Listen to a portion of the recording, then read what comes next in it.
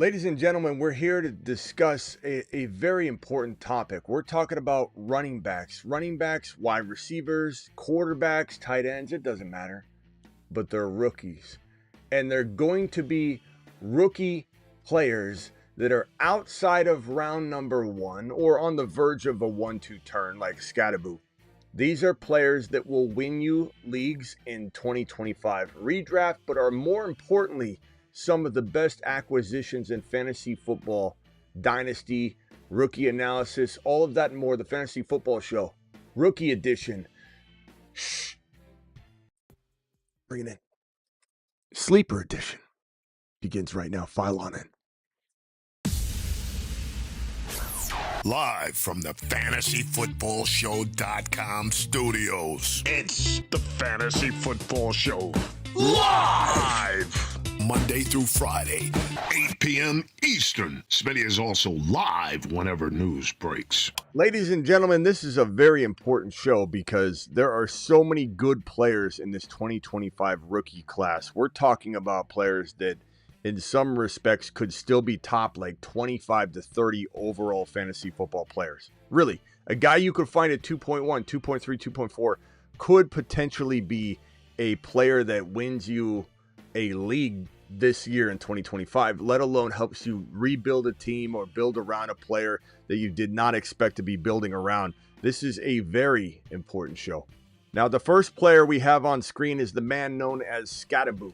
Scataboo is a monster. Scataboo is a player that I think a lot of people are going to underrate walking into 2025 redraft because they're going to say, he's potentially behind Tracy. Is he fast? I didn't like him anyway. There's two things going on when it comes to the doubt around Cam Scataboo. One, double down Donnie's saying things like, he's not that fast, Smitty. He's very, very slow. And they said that and stamped their disapproval all over this kid prior to his last football game. His last football game in college shed some major light on his upside, major light on his ability to dominate a good defense at the NFL level and to be a person that can play all different kinds of roles for his soon-to-be landing spot. And he goes to New York where he plays behind a old man Tracy, who's not going to hold on to the job if he even has it in week 1. Scataboo is a do-it-all running back. He's a joker of sorts, kind of like we talk about RJ Harvey being the joker over in Denver. This guy is going to be the joker in New York in a sense because they're going to throw to him. They're going to let him hang out in the flat, catch passes all day long once he learns the offense, once he starts proving his pass protecting skills and that he could be back there and be an asset. But this kid is a hard-nosed runner that has the ability and grit and determination to be a 10 touchdown getter even as a rookie. He could get 10 scores, 10 total touchdowns as a rookie. I don't know what his yards will look like. I don't know how many games he'll officially start. I don't know. But this is one of the biggest steals in fantasy football. He could rival top 5, top 6 overall value in hindsight. When you look back at your rookie-only draft, you could literally say, man, I should have taken him at 5 or 6 or 7. Just like everybody should have taken BT higher, you're going to look at Scat in the same way. He's going around 2.1 to about 2.5, 2.8. It just depends on the grandma league that you're in. But this is a player that, in my mind, can explode way past the expectation level that people will have for him. Let's go ahead and play the new Scatman video. Is everybody down for that? We've got a new Scat video. We also have a lot of ways to celebrate the man known as Scatman. And I think we're going to do a sale. Instead of $50, you can get your advice from Scatman for the low price of a $20 hauler. Let's change that price. And I give you the first Scatman video that we've ever had. Buckle your seatbelts. Get ready. This is going to be a wild video. It's either my worst video or my very best.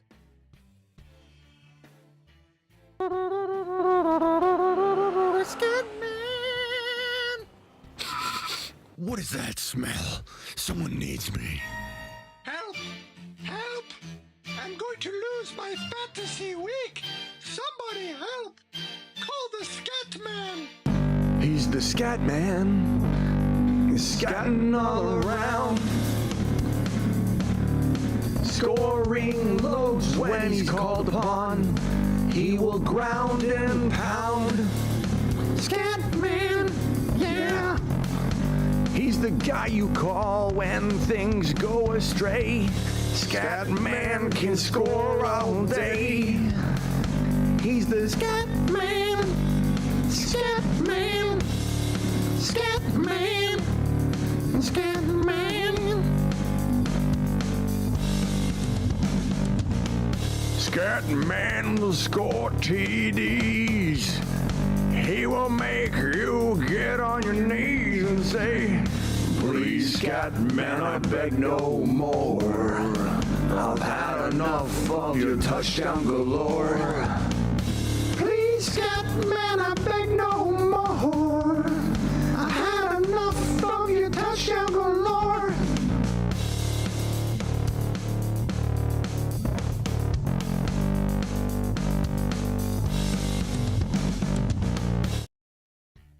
Scatman is a special man, as you can see, has probably the longest video in the Fantasy Football Show history. And again, there's a whole bunch of Scataboo ain't no scat back. He's the real Shiats, says, I don't know how to say your name, bro. Appreciate you. All right, I need you guys to potentially throw out some of your favorite second round and beyond players that can win a league potentially. Let me throw out a couple more names. Again, Scataboo, I'd probably say he starts by week 5, 6, 7.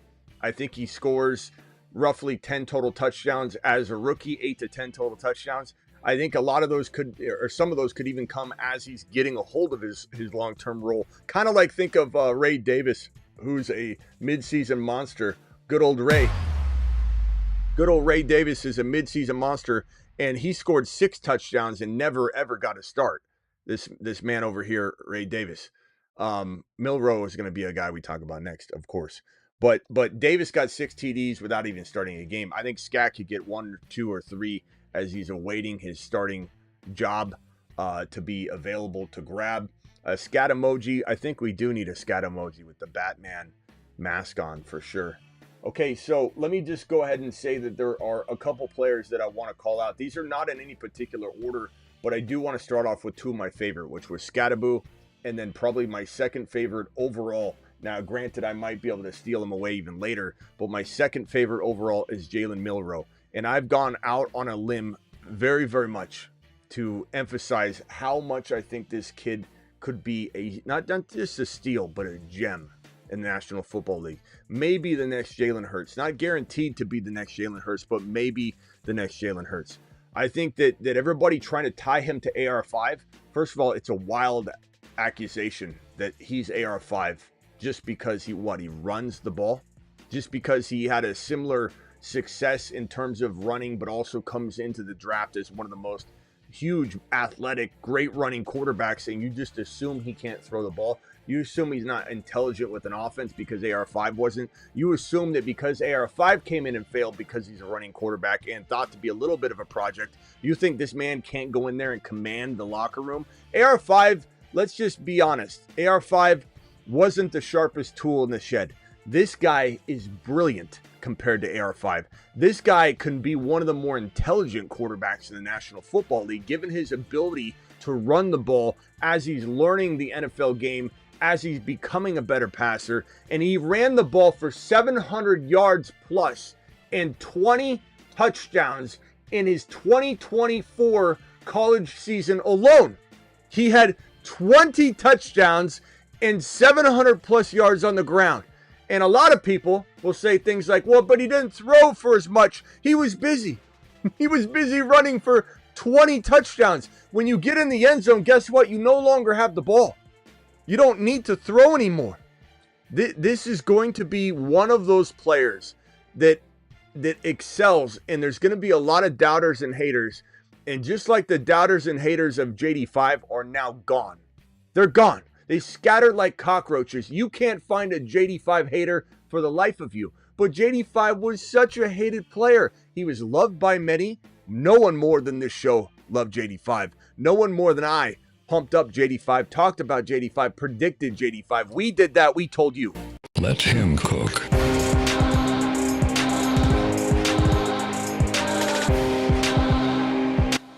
We told you. We told you about JD5. So if anybody has a little leeway here to project the next breakout QB, to suggest that this is the best quarterback in the class, he will be better than Cam Ward. Mashed potatoes! I said that. We told you. Get ready. He will be better than Cam Ward. And he walks into a marvelous situation where Sam Darnold is the only thing standing in his way. Sam Darnold, Sam Paper Tiger Darnold, who did look great in Minnesota, but a lot of people could look good in Minnesota. He might not look as good changing teams, going into a new environment. He folded like a chair at the end of the year. Sam Darnold was a concern. So much so, if he was so good, why didn't the Vikings just retain him? They would have if he didn't fold like a chair. If Sam Darnold had played well all the way through and didn't fold like a chair at the end of the season in the playoffs, he would have potentially got a big fat long-term deal, and they would have said J.J. McCarthy project on pause, but he failed. I think he's going to fail again. And I think JSN, a strong run game, him being more of a dual threat in a system that doesn't need to have 3 wide receiver sets all the time. This is a system that will potentially have a lot of ground and pound, run game action going on while he's also keeping defenses honest. The best thing that could happen to the run game would be this man lineup under center, because Darnold back there is one-dimensional. And the best thing that can happen for this guy is, for JSN, is this guy. I think JSN and Milro connect. I think they become fast friends, and JSN explodes once this kid gets into the lineup. Now, I think JSN will survive either way. I like Sam, but Sam Darnold is somebody, as you said, could see ghosts like that. You're right. Any given week, Mac, he can see ghosts. That's the truth. This is going to be a gem. This is a player that I tell you in Superflex, don't take Ward at 5 or 4 or 6. Pass on taking Cam Ward in your Superflex. Grab this kid. Grab a flyer in the second round, top of second round. Grab your RJ Harvey. Grab your Henderson. Grab your Travis Hunter. Obviously, you're Genty. And obviously, I'm not considering anybody over Genty in a non-best ball or Superflex. I don't care if it's a 3 QB league and you have 0 quarterbacks. You're not passing on Genty. But no matter what, I'm drafting this man in the second, and give me the player in round 1 that I could actually have a home run with at the RB position in Harvey or Hendy or in Hampton. This is your secret weapon. This is your Superflex monster. Even in Superflexes that are redraft, he's kind of crafty in a large bench league. Draft him and just wait. Draft him and wait. And in Dynasty Superflex, what are you doing? What are you doing? Superflex machine. Machine. Absolute machine. Doubt him all you want. We'll have a video for him. We might even have an emoji. An emoji for Milro. Doing it live. Going to the RBs and telling you who I think could potentially be a monster steal in not just best ball, but in general, but obviously Dynasty. We're going to be looking at players. I think we see a player like, let's just go through. So when you get to the 1-2 turn, it really is Scat. Scat goes about 2.1 to 2.4. Trey Harris is interesting. I kind of like Trey Harris. I like Jack Besh. I think Besh could be, let me put these names on the screen. Besh could be pretty good. I think he's not necessarily as big of a league winner as like a Scataboo, for example. But Besh could be, especially in redraft, and you're talking about best ball, Besh could be very, very solid at the double-digit round range, where you go early running back and quarterback and tight end shopping, and you leave your wide receiver 3 and 4 vulnerable, and you get a Besh, you get a handful of players like Besh at that wide receiver 3-4, and you take a gamble there. Higgins is another player that I think has some nice upside. Tootin and Dylan Sampson, I think, are 2 players that let me grab their their pictures. Blue's another one that I like, but I don't know that I would, if I had to like narrow down to top 5 of the breakout players, it's not going to be Blue, but I want to mention him to say that he is somebody that I do very much like a lot in the deeper setting. But obviously Harvey, the only thing I'm going to say about Harvey, because Harvey doesn't deserve to be in this conversation, because to me he's a top 4 or 5 overall dynasty player. But the thing is, I'm seeing a lot of leagues where Harvey does go at 2.1, 2.3, 2.5. It depends if you're playing with a bunch of grandmas in a coma at the nursing home, then you're going to see Harvey slip into 2. So just to throw it out there and get it out of the way, if Harvey's in round 2, you're looking at a top 5 player that shouldn't be in round 2. So by far and away, the best player that you could ever possibly, in the next decade, this is the best player in the next decade that you could in a grandma league find in the second round. Just know that. And if he's there, don't DM me or put a comment in saying, hey, Harvey's in the second round, Smitty. Should I take him over Higgins? Hey, Smitty, Besh is there. Should I take Harvey over Besh?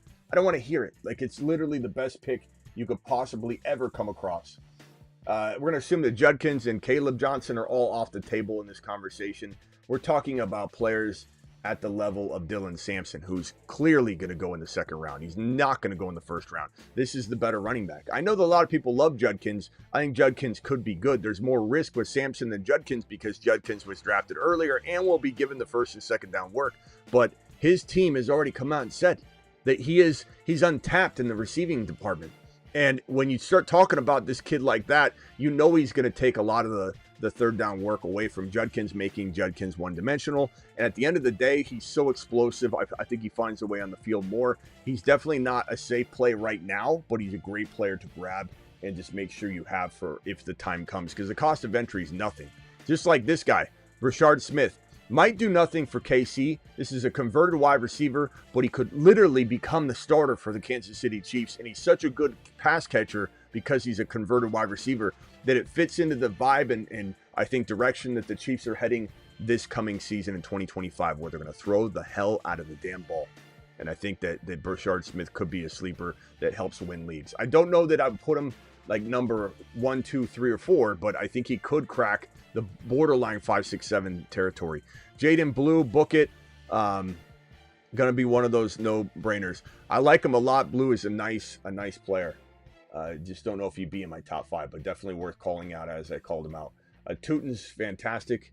He might be Tootin at some point over in Jacksonville. You almost want to cuff Tootin to Bigsby and leave Etienne in his own little place that you could draft him. I'm not saying Etienne's bad to draft, but I feel like at one point it's going to be Tootin or Bigsby that's the one that's going to be the hammer, essentially. Even though Tootin's not like the biggest guy in the world, that's the role I think he plays, kind of like Bucky. You've got Fannin is an intriguing option. Fannin Jr., this tight end that's now drafted onto the Cleveland Browns. Fannin Jr. is somebody that led the entire nation in yards and receptions, and I'm not talking about tight ends. I'm talking about all pass catchers.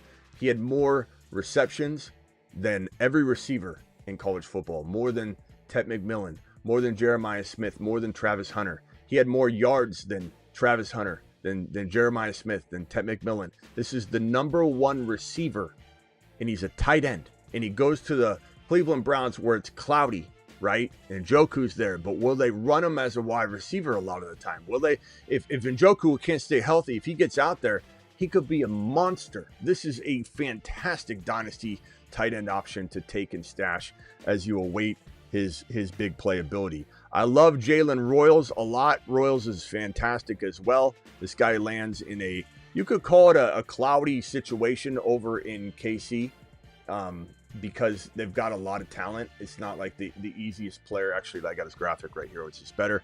It's not the easiest place to rise up when you have a potential, monster Rice return on top of a worthy continuation of growth and expectation.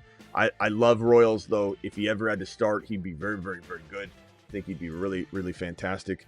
I think Ao Manor is a nice player in Tennessee who could become Cam Ward's number 1. Me saying that Milro's better than Cam Ward is going to piss off a lot of people. It will, and that's fine, and I don't care. And I think most of you here know me and you know that I'm bold and I'm not scared to say what I think. I think some people won't be able to handle it. I think some people are going to come in and say later on in the comments that don't watch the show a lot, what are you saying, bro? What are you saying? How could you say that Cam Ward is not going to be as good as Milro? Haven't you seen Milro play? I have. That's why I'm saying what I'm saying. My question would be, have you seen him play? You keep saying that to me. People keep saying, have you watched Milro play? My answer is, yeah. I've seen the little buddy a lot. You've seen him. He's pretty good. A.O. Manor, love him. Could be the number one. You got to watch Restrepo over in Tennessee. That's the wide receiver that played in college with Cam Ward, and he wanted them to draft him. So one of the two is going to excel. But I very much love this situation. Isaiah Bond will watch and see what happens with him. Didn't get drafted. It sucked. Jarquez Hunter. Let's put this bad boy up. Hunter is such a promising handcuff to Kyren Williams. And before you go, wait a minute, Smitty, what happened to Blake Corum? Well, the story is, and I don't know if you'll believe this or not, but I have it on good authority that this is all potentially not true. But Hunter walked up to Blake Corum in the locker room when he first met him, and he said, "You're in my seat." And Blake Corum said, "Yes, sir," and got up. And then he said, "I'm taking your mom out tonight, and I will not have her back before midnight." And Corum said, "Yes, sir," shook his hand, and went and got him a cup of coffee. And he said, "Go get me a coffee."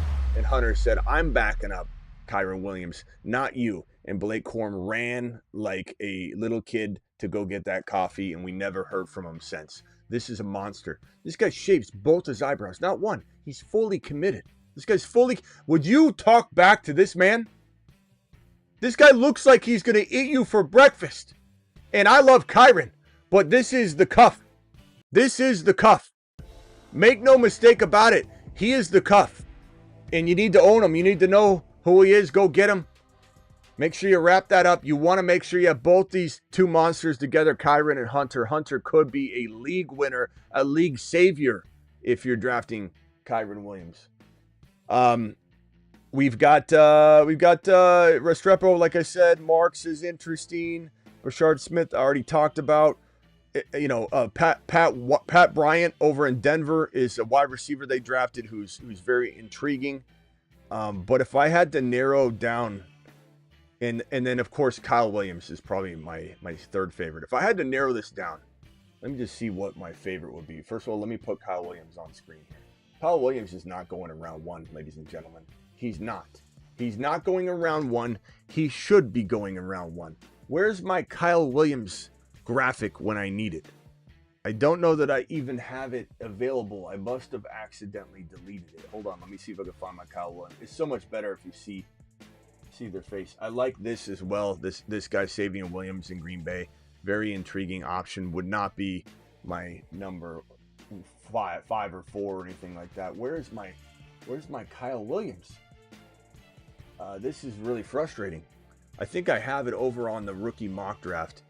This is old. I got to redo the rookie mock draft. So, actually, we ended up messing with the ADP on this one, didn't we? Where's my Kyle Williams?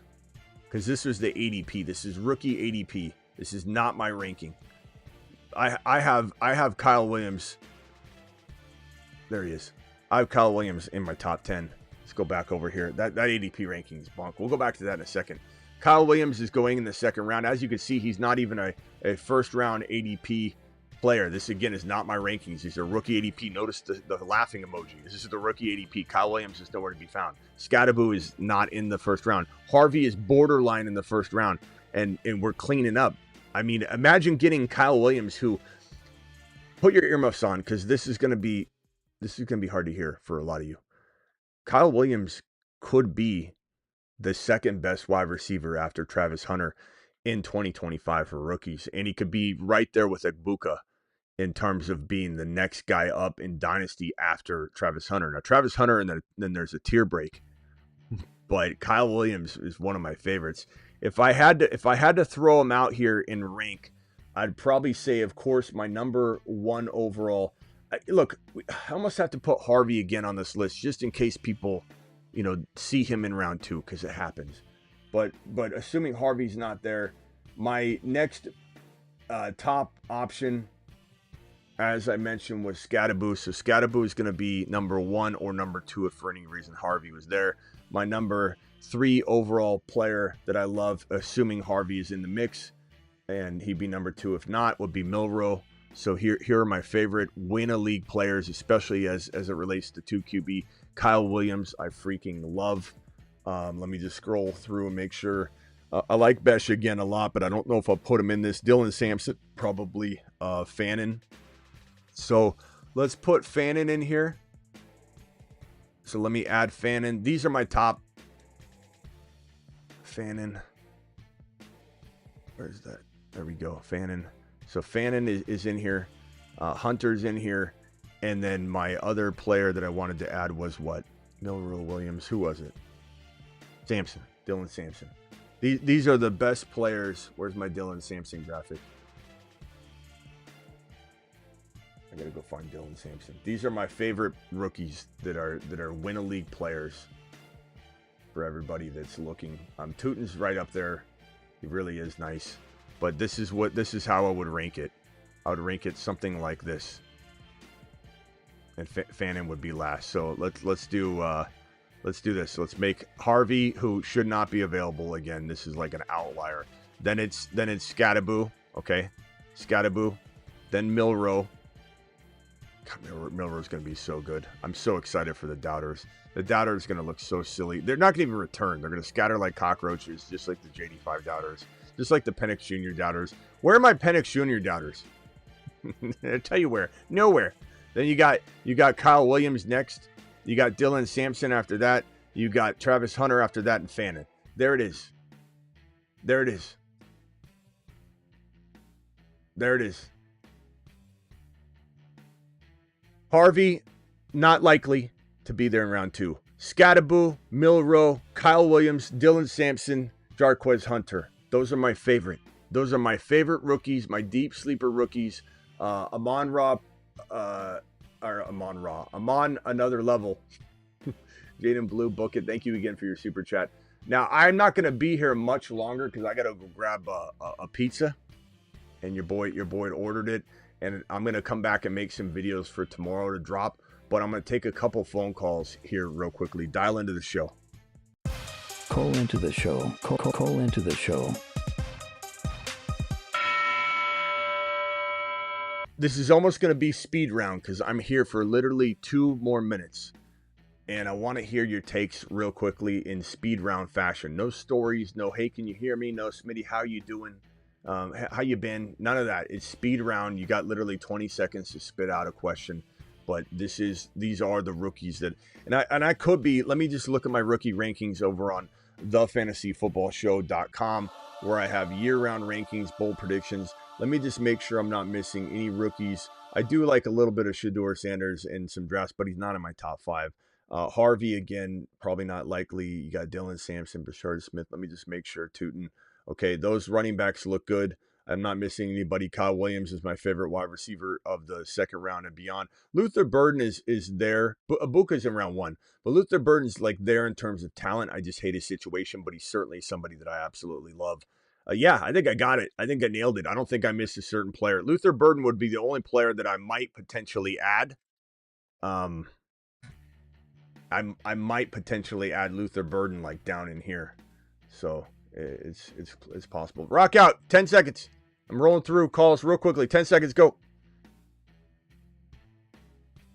Rock out. Ah, dang it. Hold on.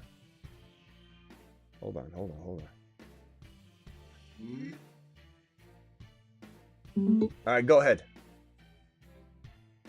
Where would you take Harvey in a home league draft? Harvey in a home league? Yeah.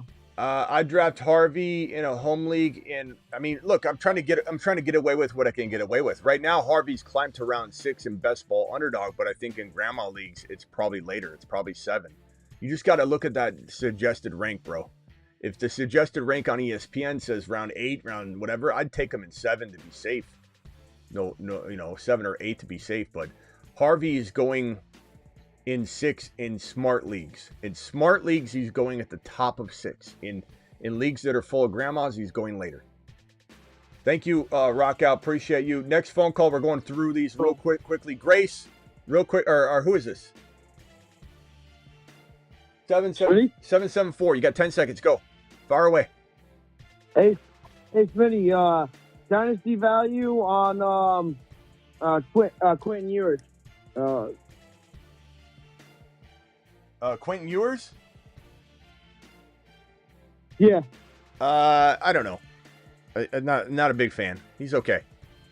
Not a huge fan. I'd say grab him at the end of your draft and like hope for something, but I don't like him very much. Thank you, Scuba. Scuba, call in more often, bro. We need you in here more often. I'm out of here. Appreciate you. Harvey, if he's available, steal of the decade. Of the decade in round 2, if he's there. Grandma leagues, he's there. In non-grandma leagues, you won't see Harvey there. Smart people are not letting Harvey fall into round 2. No offense. I didn't mean that for that to come out the way it came out, but it's just the truth. Real quickly, caller, you got 10 seconds. Who is this? 346. 10 seconds. Go. Two days ago.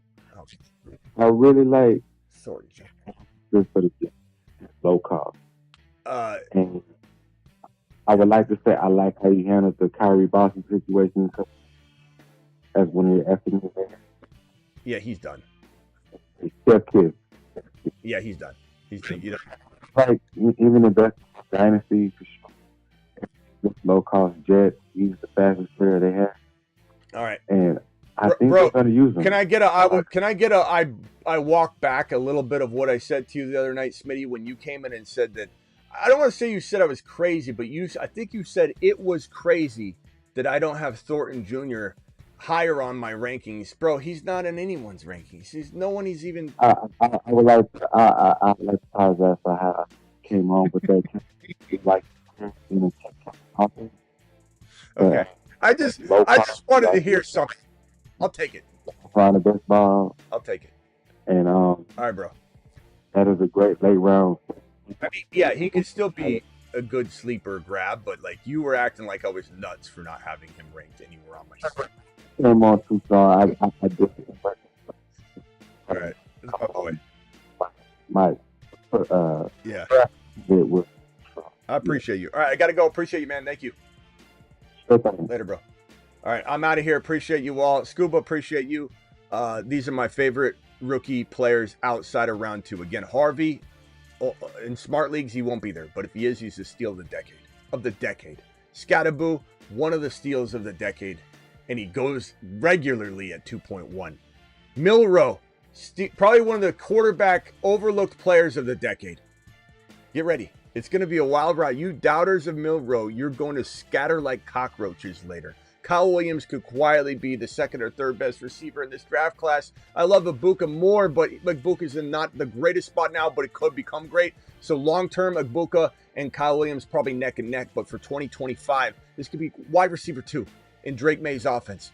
And Dylan Sampson's better than Judkins. Chew on that. Chew on it. And Jarquez Hunter's taking Corum's mom out for a date tonight, and he's not returning her until after midnight. He's the cuff. And Fannin Jr. at tight end. Why in the hell are people sleeping on this kid? Could be the best steal tight end of the draft or the last 2 or 3 years. See you all later. Appreciate you. You guys absolutely rock. You absolutely rock. Scataboo to the moon.